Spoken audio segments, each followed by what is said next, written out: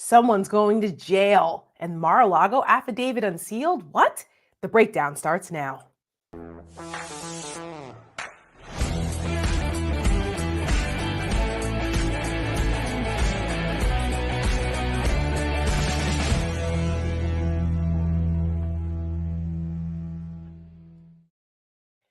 Welcome to The Breakdown. I'm Tara Setmayer. The Rick Wilson is stuck in an airport somewhere on his way back home due to weather. So unfortunately, he will not be with us tonight, but he sends his best. He sent a little video. If you didn't see it, go check it out. But do not fret.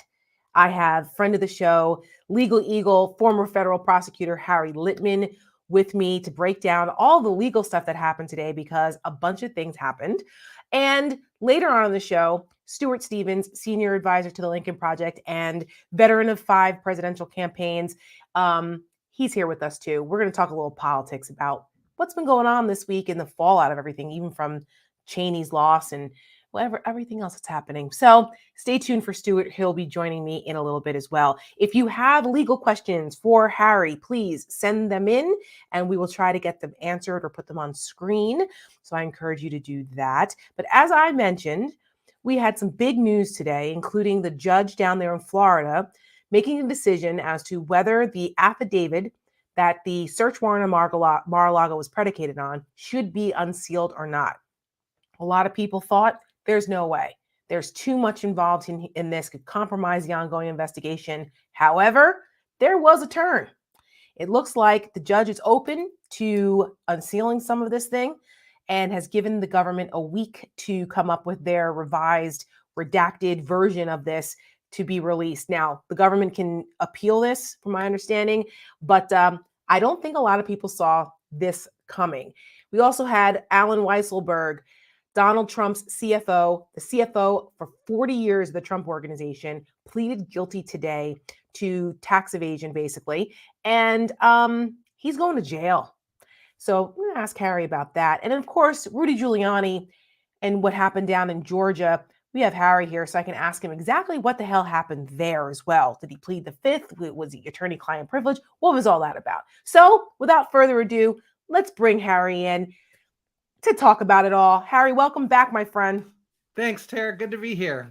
I appreciate having you on speed dial when we have situations like this, when, you know, the Wilson is caught up in travel nightmares and we've got all this legal news. So thank you for coming on such short notice. Can I be the Litman tonight? You can be. You can be the Harry Litman tonight. All right, just tonight. All right. All right. So, Harry, talk to me. A lot of people were waiting with bated breath to see what this judge down in Florida was going to do about the affidavit. We talked about the search warrant and all that last time. Tell me what exactly happened today.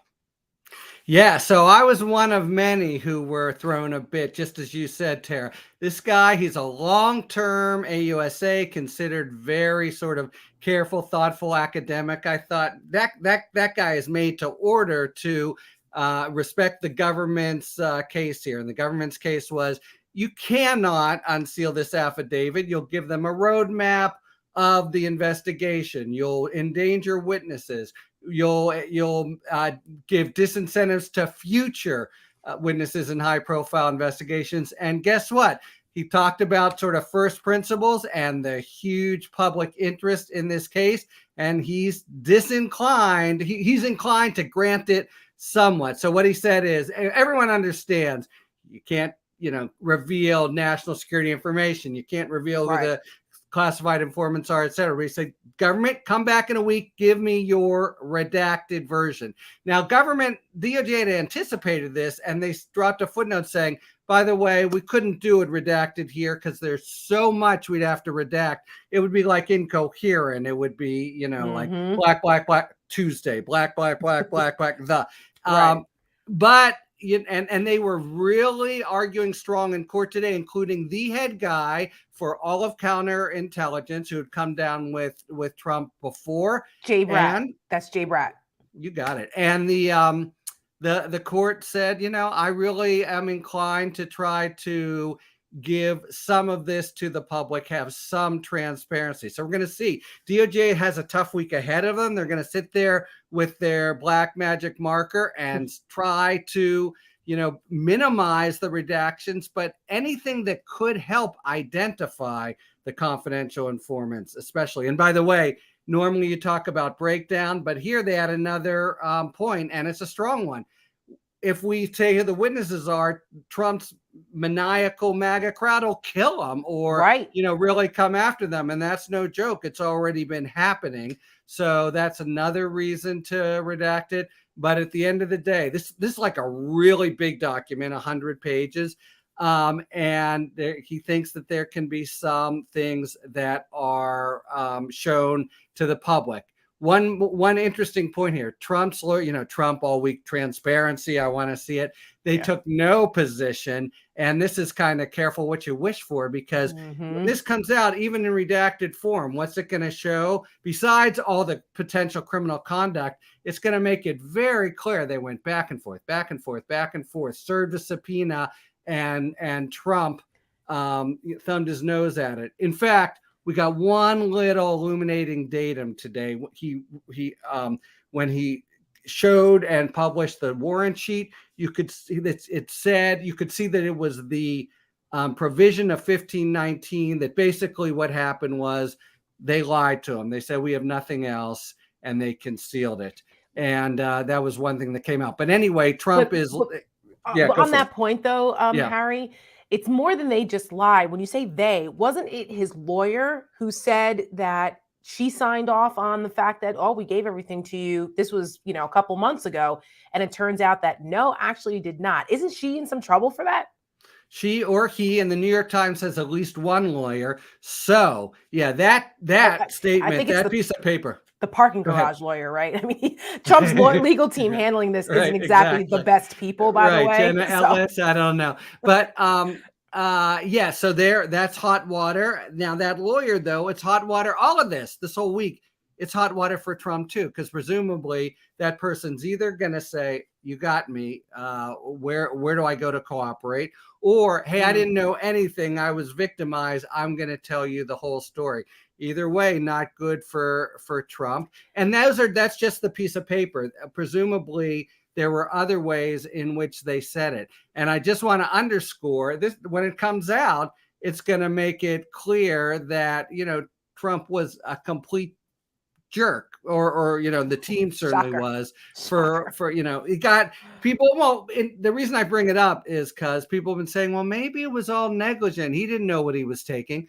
Look, maybe it was, but once you get the subpoena and once you do a piece of paper that says, I've given you everything, we're not talking about negligence anymore. We're talking about willful concealing, and a statute that gives up to 20. That's 20 years potentially. So that's the most serious charge. A BFD, as we like to say here all the time. Let me ask you this though: all the different defenses that Trump has come out, the morphing of his defense. At first, it was they stole everything. I didn't have anything. They stole stuff, and then it was, well, maybe I do have some stuff, but I'm allowed to keep it. And then it was, it was crazy. I mean, anyone who hasn't read George Conway's op-ed in the Washington Post about the Cookie Monster, you need to go and check it out. It is worth the read, where he cleverly he's got a sharp knife.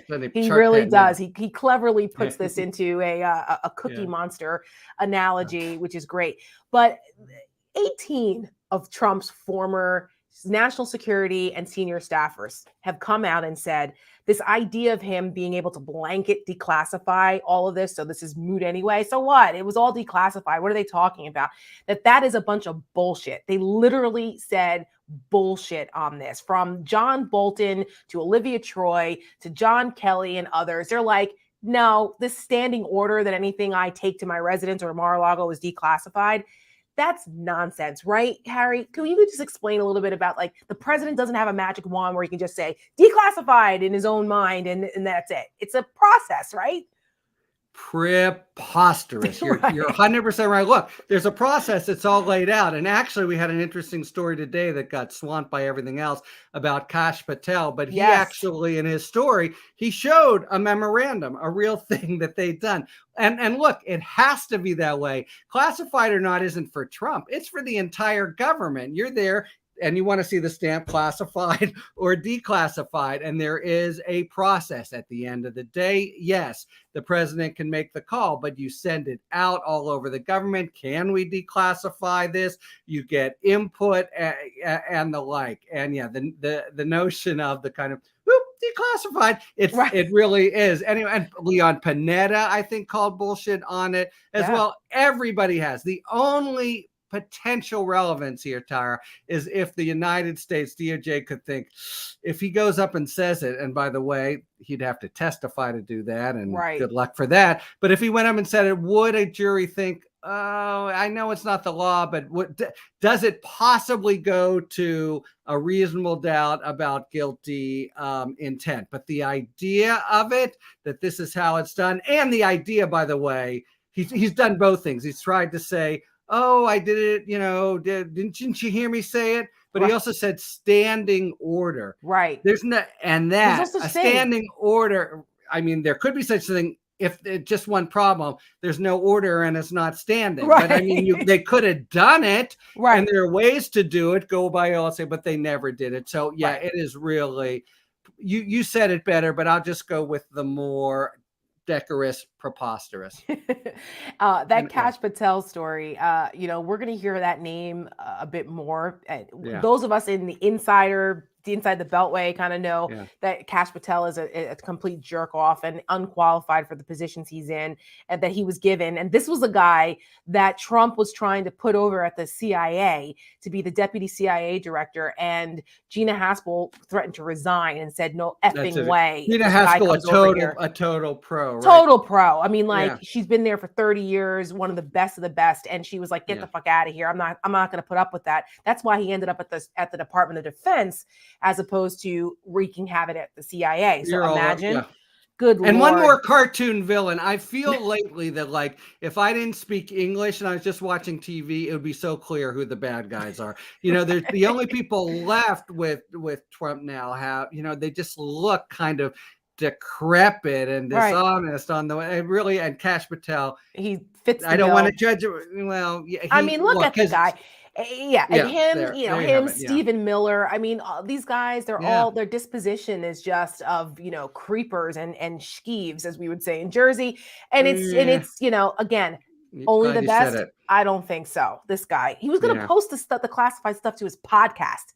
That's right. He threatened to, except of course it was sort of a Steve Bannon move, because he never really had it, but I'm going to, and that of course would have been another crime. This is a whole different story as you're right. And we got bigger fish to fry probably today, but he'll be around, and he's with the cartoon villains. He's with the Roger Stones and the Steve Bannons and the Rudy Giulianis, etc. They need a makeover. No shocker. We'll get to Giuliani in a second, but some other big news. So the bottom line here with Judge Reinhardt down there in Florida is that the government has a week to come back with a redacted document. And then does the judge say, yes, okay, this is acceptable, we'll release it? How does that work? Can the government appeal this if he says yes, if they really feel strong, like we cannot release this in any way, shape, or form? They can appeal it, right? Yeah, you're exactly right, as could the media. And I just want to say for a minute, I feel, this a little bit goobery, but like, what a great country. This guy, big AUSA, and they were talking first principles and the need of the public to know. And he went that way, which would surprise people. I think it surprised me. But anyway, he's a magistrate judge. That means he's kind of part and parcel of this district court, but they can appeal to the district court, then to the 11th Circuit. And if the DOJ is, they're going to try. They're really going to give it a shot, I think. But if they just can't get there, or he's really pushing them to cut into bone, they can appeal, and they will appeal. And this whole thing, by the way, could take a while to do, as Reinhardt said today. One thing for sure, we're going to see this affidavit at some point, either when he's charged or if he's not, just because of its historical value. The question is it going to come out in the next couple weeks. Right, because there is an ongoing investigation. Let's not forget that part. That's kind of And important. it's really just started, because the weird thing about everything here that you have to remember is it's got a sort of national security angle. That was the spearhead for, we need those papers now and quit lying to us about it. And now a law enforcement one. So that law enforcement one is kind of just getting going. Right. Normally you'd serve the big search warrant not long before you made the charge. The big move, and right, but not here. So there's a lot to go. And they really would be, undermining it depending on how much he orders them to do. But on the other hand, to be continuous, but if he issues something that's 2/3 redacted, is the public going to go, what the hell? It's a tricky situation. Well, we will continue to follow it. We have another question really quick before I ask you about Weisselberg. Do we have the question? There it is. Okay. If Trump releases the FBI footage and if agents get doxxed, threatened, or killed, can Trump be held responsible? They're talking about the footage of the search at the house. There's closed circuit TV, I believe, surveillance footage of the actual search. Yeah. So it's kind of a law school hypothetical. Under state law, could it be negligent manslaughter? But the court said, so probably not. But the question's such a good one, because he is really, the warrant itself redacted the FBI agents' names. That SOB released it with the FBI agents' names. They're now under special guard. So morally, ethically, every other way. But of course, that was the case with January 6th. Could he really be criminal manslaughter? Tough call, probably not. But yeah, could he be, actually responsible and condemned in history? For sure. Right. It's tougher to prove through the court of law, but the court of public opinion, I would say, absolutely, he would be partially responsible if, God forbid, anything ever happened like to those January agents. 6th. Yeah, exactly. Like January 6th. Yep, right? Same thing. He's such a bastard. Well, moving on to Weisselberg.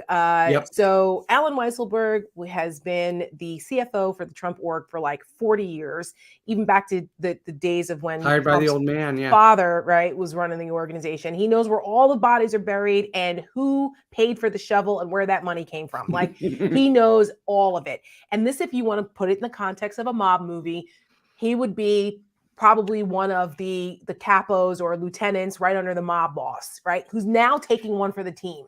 He's pleaded guilty to these tax charges in New York. I misspoke the other day because I thought it was a federal case, forgetting that it's actually a state case. Because I'm like, if he goes to jail, he's going to Club Fed.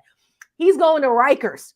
Nobody. Have you been to Rikers? Have you been to Rikers? I've never been, but I know the stories and I'm familiar with it. I've been to federal prisons, which aren't pretty, but Rikers is the last place on earth any 75-year-old man wants to go to. You don't want to be in Rikers for 5 minutes, never mind 5 months, which is what he's pled to. They say that he could serve only 100 days for good behavior. But again, like I said, you don't want to spend 5 minutes at Rikers.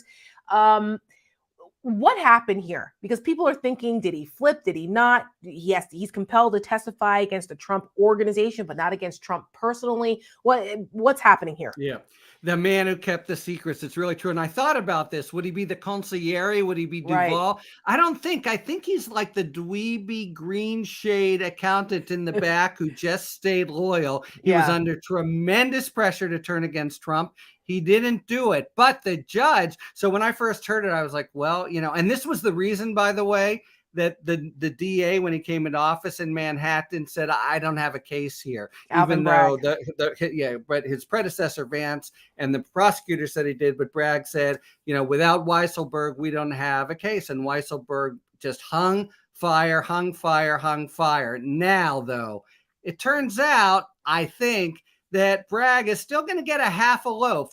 Weisselberg was charged in a criminal indictment of him and the Trump organization, 2 defendants. And basically, the way the trial judge engineered, he said, okay, I'm going to give you 5 months if and only if you testify at trial, if they want you to, and not only will they want him to, he'll be the star witness against the Trump organization. And so, yes, it's true. He hung tough and he doesn't have to put the finger for criminal personal conduct on Donald Trump. Of course, other jurisdictions are looking at that. But he's still, everything he did, there's a parallel with the Trump organization. Right. So he's going to make it much more likely that they'll be convicted of a criminal charge. And they're looking at anything from substantial fines to maybe, under New York law, dissolution of the whole company. And the Trump organization and Donald Trump, they're pretty well linked. So at the end of the day, even though Trump isn't in criminal jeopardy and Weisselberg hung tough, he could take down the Trump org. He could take, and that hurts. And one more thing, the judge was really tough on this. He said 5 months. Oh, but if you don't testify truthfully, we're talking like 15 years. Yep. And so he, in a way, he's really had the screws put to him, and that's going to do damage to the organization. That means damage to Trump, even if he's not looking at time in Rikers Island. Listen, for some people, as much as I'd like to see Trump go to prison, I wouldn't mind seeing him bankrupted as well, because that's almost as bad for him. Being broke and not having his businesses is almost like his own personal jail cell. So I'm here for it. Anything that we can do to take him down.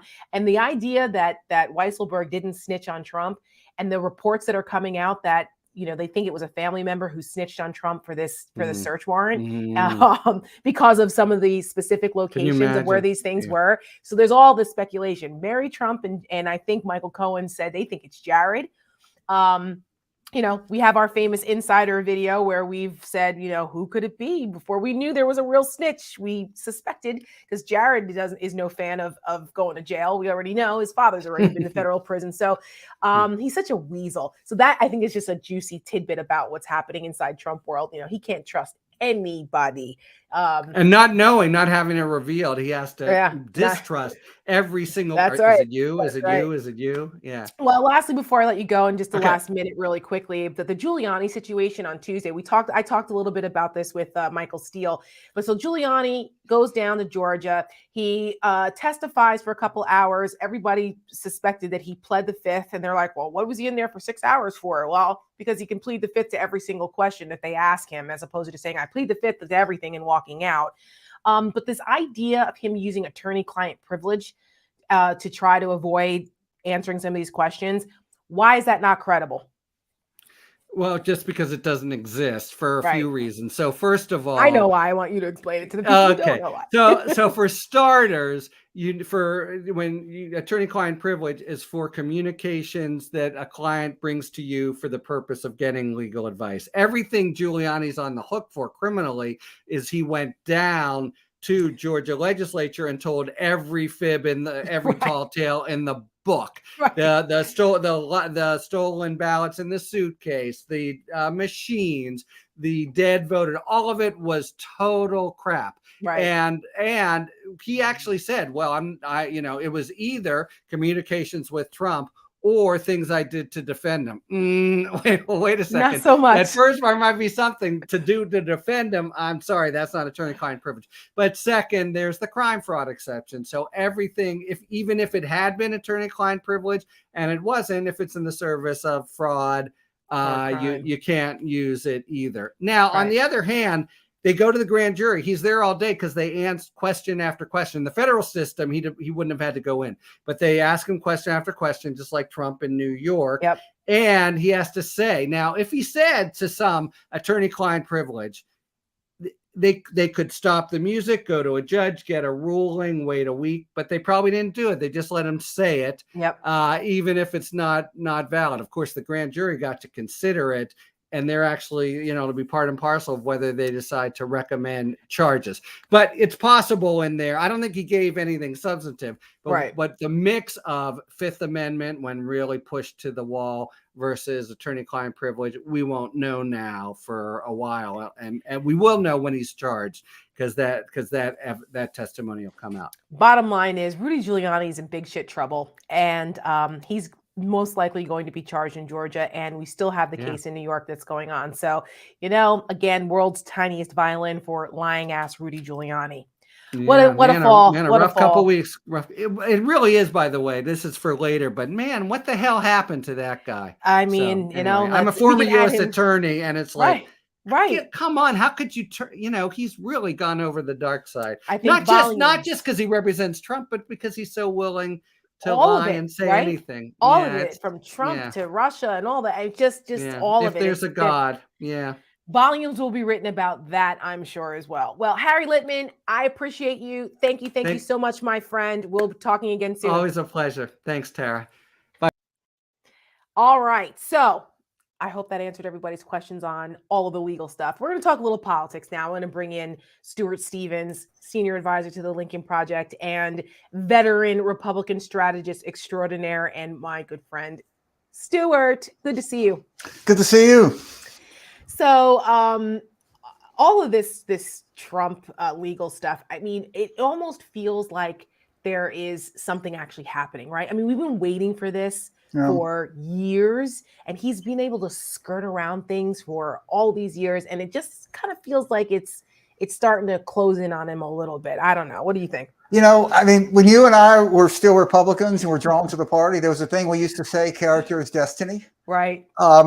And turns out it's probably true. It's just Republicans forgot it. Right. So I think what's playing out here is sort of a slow motion result and consequences of what happened when the Republican Party decided they would do anything to win, which meant to go with Donald Trump. I mean, in 2016, I never thought that Republicans would nominate a guy who's a failed casino owner who talked in public about having sex with his daughter. I mean, call me crazy. I just didn't think that would happen, right? Right. None of us did. None of us did. I was wrong. Okay. I was really wrong. I didn't think he'd win. He won. But you can't, I think, delay the results of a lifetime of borderline criminal, perhaps criminal behavior. And what's happened is just so fascinating because he's taking the entire party down this sinkhole. I know. Look, once you defend that, and there's all these moments when it could have been different. When he came out and called for a Muslim ban in December of 2015. If Reince Priebus had just said, look, I can't stop people from voting for Trump. He can run. I can't stop him from running. But if we're Republicans, we're conservatives, if anything, we believe in the Constitution, this is a religious test. Yep. How do you know if somebody's a Muslim? You have to ask a religious test. Right. I mean, like Cat Stevens comes to America. He was a Muslim. Now he says he's a Quaker. What are you going to do? Like ask him trivia questions about where you're from? It's a religious test. It's so crazy. They didn't. I know why Reince didn't do it, in part because he didn't think Trump was going to win. And Reince also didn't have the balls to do it either. I mean, he wasn't exactly the toughest of chairmen.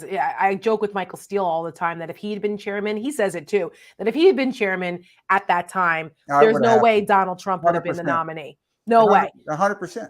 No way. And so you have that moment, and then flash forward to the moment after the second impeachment.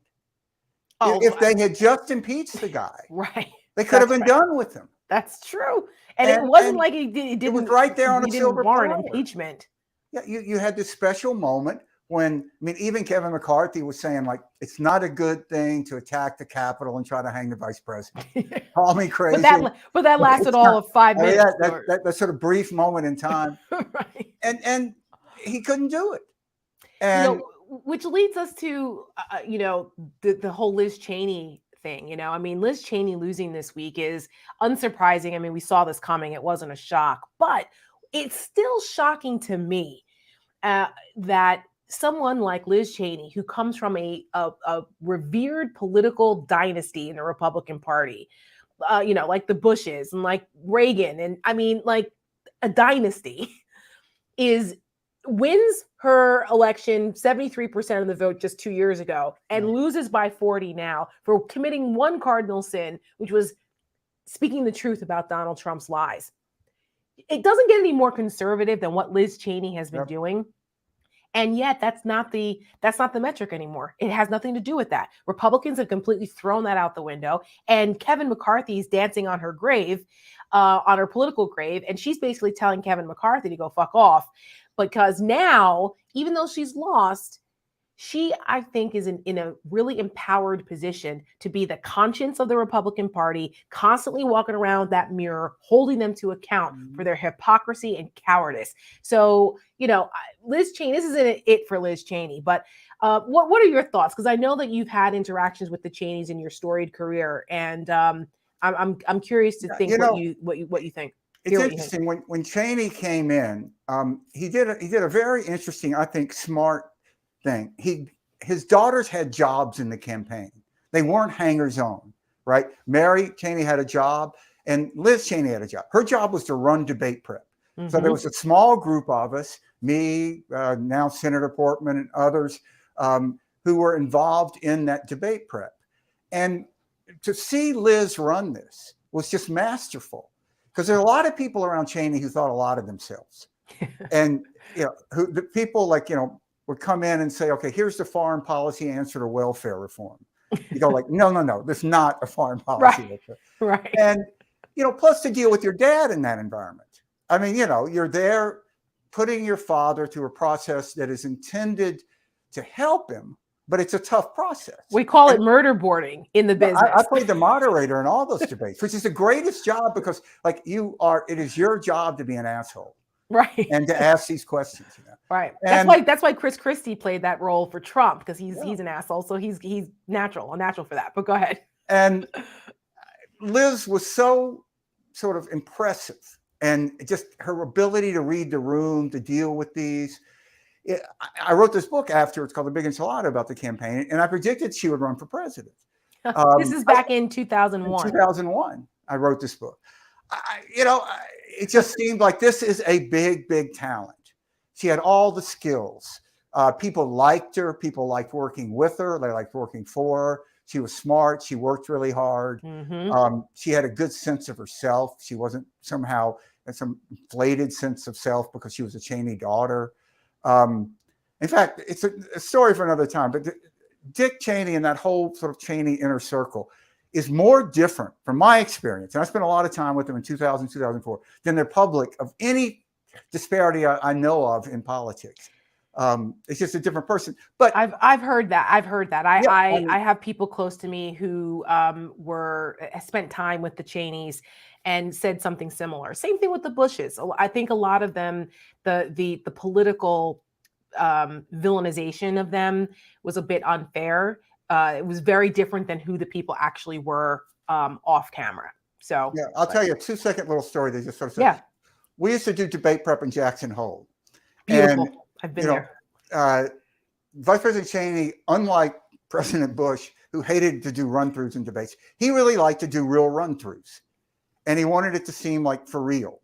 So we rented this dinner theater in downtown Jackson Hole, and we would do debate prep there because he wanted to sit on a stage. He wanted people to feel like real. He wanted us to wear suits. Yeah. So we were driving in one morning to do this, and we stopped at this grocery store that had a Starbucks in it. And Mrs. Cheney really liked Starbucks. She really wanted to get a Starbucks. So it was like 10 o'clock or 9 o'clock. It was supposed to open. Whoever was supposed to come and open the Starbucks, it was late for work. Oh. So the Secret Service wanted to go roust out the manager at the grocery store and call. And Vice President Cheney's like, no, we're not going to embarrass whoever this person is. Right. I've been late for work. I remember. We're going to sit here and we're going to wait. See? And we're not going to do anything. Right. And the Secret Service is looking at their. I mean, you know what these guys are like. We got to go. We got to go. No.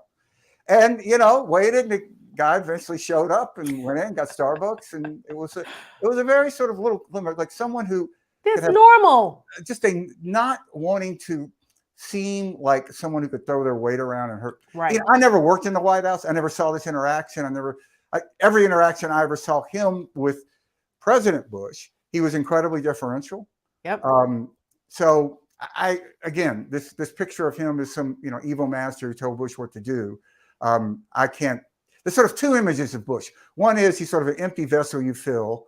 The other is it's my way or the highway. Right. I can believe one. I can believe the other. I can't believe them both. Yeah. But I'm not surprised at what's happened with Liz. They are not a fearful group. Right. And, I mean, that's the same things that I've heard, and even with with the Bushes and how they treated their staff, how they treated their agents. They wouldn't travel during the holidays. They would stay local in Washington, so the agents didn't have to leave their families during the holidays. And and when the Cheneys spent time out in Jackson Hole, they'd have cabins rented for their Secret Service agents so they could stay there for long periods of time. and almost have like a second home there for them because they spent so much time there. And I had a chance to go to Jackson Hole when I gave a speech at University of Wyoming back in 2016. And so I took the opportunity, because I'd never been out there before, to drive across Wyoming with my husband. And we went to Jackson Hole, and I mean, just breathtakingly beautiful place there. So, you know, I have a special place in my heart for Jackson Hole as well. Just absolute majestic beauty there. But I think, you know, what's happening with Liz Cheney is extraordinary. And do you think, though, that there's a place for her beyond 2024? Because let's say she does run, she'll run as a Republican. We know there's no chance in hell she's going to get the nomination. Let's just be honest. But can she be a spoiler? Like, do you think this is a successful strategy for her? Because I don't think this is the end of Liz Cheney, even if, you know. Yeah. I mean, let me caveat this by saying I have no idea what Liz is going to do. Right. So I mean, it would all be a guess. This is one of these things, if she ran as an independent, say, I can argue this round and argue it flat, just as a campaign guy. Yeah. You can argue that any votes she's going to get are votes that are going to be votes that would have gone to Biden or people who would have stayed home. Right. And that if you give them sort of a soft exit ramp, they'll take it. Okay. They don't want to vote for Democrat. They don't want to vote for Trump or DeSantis, whoever's going to be the Trump stand-in. So that will just end up taking away those, say, you know, Bannon line voters. Right. Who couldn't do it. That's one. That's a plausible point.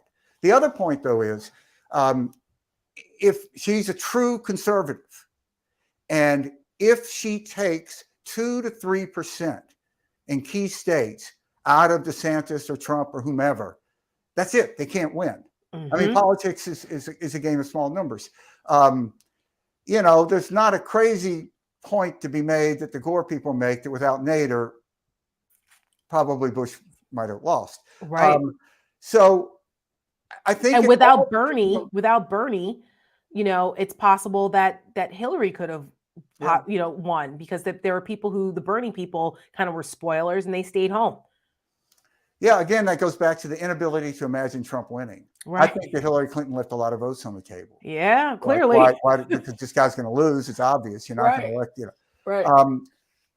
I think it really depends on the moment and who she is when she runs. If she runs as a keeper of the flame of the conservative values that we were drawn to in the party, and she articulates that, and she would be someone who would criticize Biden's political philosophy, really. But that's a good debate to have. Right. It brings us back to some political normalcy like we used to have. We're not arguing over who's an existential threat to democracy, for fuck's sake. I mean, I welcome that debate, to be honest. I miss it. And, you know, I have to say that her concession speech wasn't really a concession speech. It felt more like a kickoff speech. Yeah. It was not your traditional concession speech. And LP put out a great statement on the whole thing. I thought it was a great statement. Yeah. A fantastic I had nothing to do with writing it, so I can praise it. Right. I thought it was really, and I thought it just really hit the moment well. Yes, it did. And we also put out a little bit of a rapid response on behalf of Liz Cheney, because that stupid woman who beat her, this Hageman, who is a lunatic liar, by the way, tried to claim that Liz Cheney didn't actually concede. Let me tell you something right now. I do NPR show Left, Right, and Center, and we taped earlier today, and I was talking about this, and I said, listen, Liz Cheney is too much of a class act to do some nonsense like that. And of course, they had the receipts to prove, because they recorded Liz Cheney leaving the freaking concession message to Hageman and just caught her flat out lying. Let's take a look at the video. She didn't call and discuss with me any kind of concession or anything else. All right, here is Liz Cheney calling. It's about 8:13 on Tuesday the 16th. I'm calling to concede the election and to congratulate you on the win. Thanks. Bye-bye.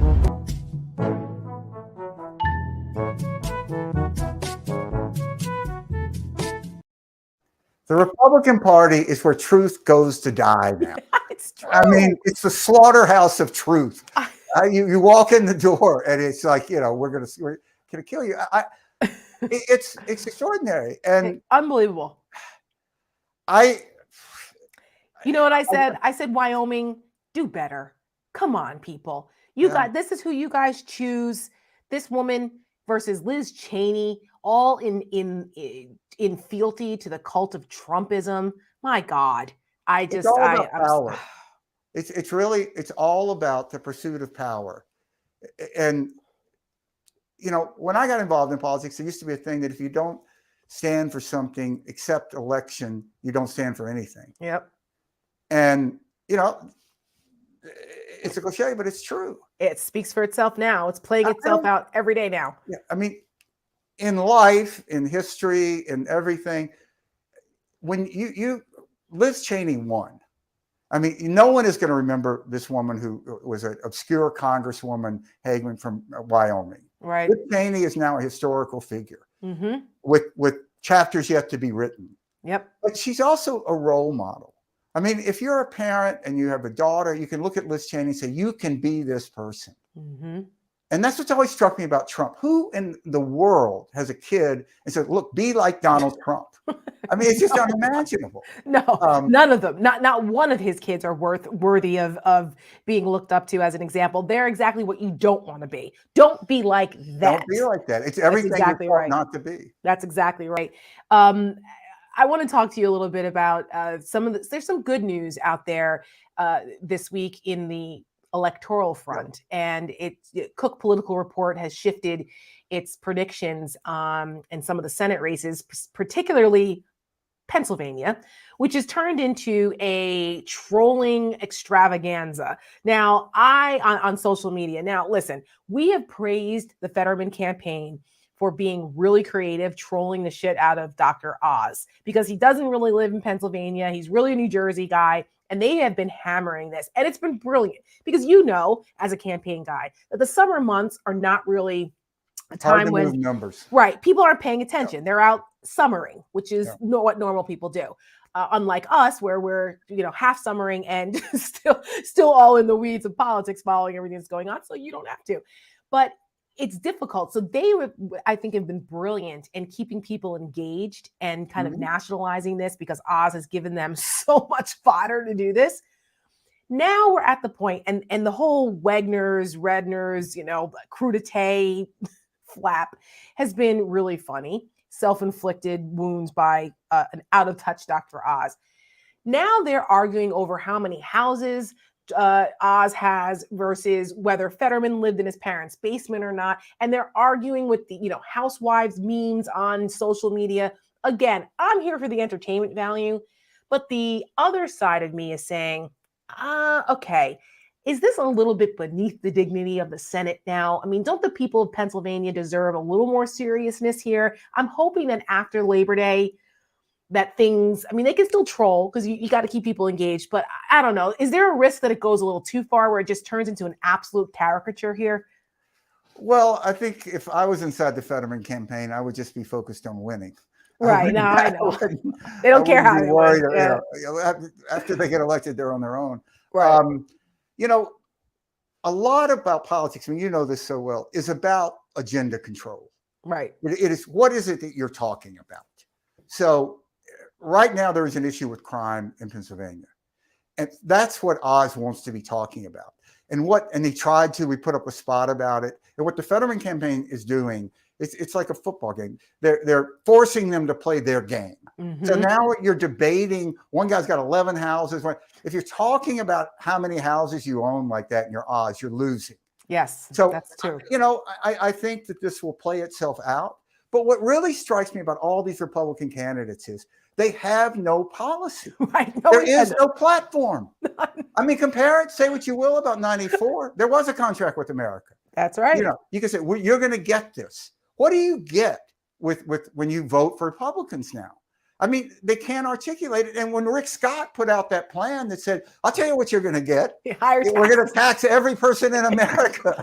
And we're going to vote whether or not to continue Social Security and Medicare every 5 years. Right. And, McCarthy, basically, Mitch McConnell said, I don't even know who this guy is. I don't some lunatic. He looks like he graduated from the University of Mars anyway. So who is this freak? But that is their only platform that they've put out. Right. So.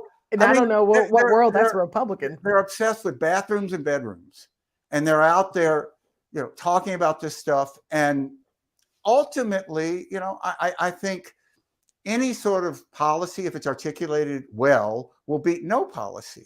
So I think there's substantive reasons that Democrats have gone up. I mean, Biden is getting stuff done. I mean, yes. And he had a great week. I mean, let's just be honest. The last 2 weeks actually have been fantastic, but they've been overshadowed by all of the Trump shit that's gone on. Important, but it's overshadowing Biden's actual presidenting, as I call it. He's the adult in the room. He's getting things done.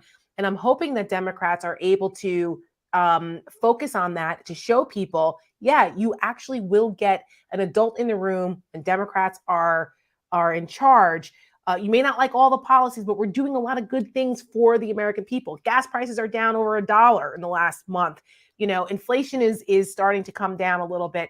You have all of these things that are happening that are passing in bipartisan fashion. Shockingly, they got some things done. I hope that they are able to articulate that message, because they're not the best at it. Yeah, if I ran the Democratic Party, God forbid, if only. That would never happen. But I don't understand why it is they can't get behind their guy. Right. I mean, he is your guy. You might wish somebody else was. You might have issues with them, but you're going to win or lose with Joe Biden as president of the United States come November. Mm-hmm. And when Biden's numbers go up, it increases the odds for every Democrat. Yes, sir. So we've seen this. Put aside all this talk about 24 and stuff. Be for your guy. And I just don't understand this. I guess Republicans carry it too far. It's authoritarianism. Right. There is some happy middle. I was going to say, I mean, just listen, Republicans know how to be loyal to their guy. I mean, regardless of what's going on, to the detriment now at this point with Trump, but at least take a note.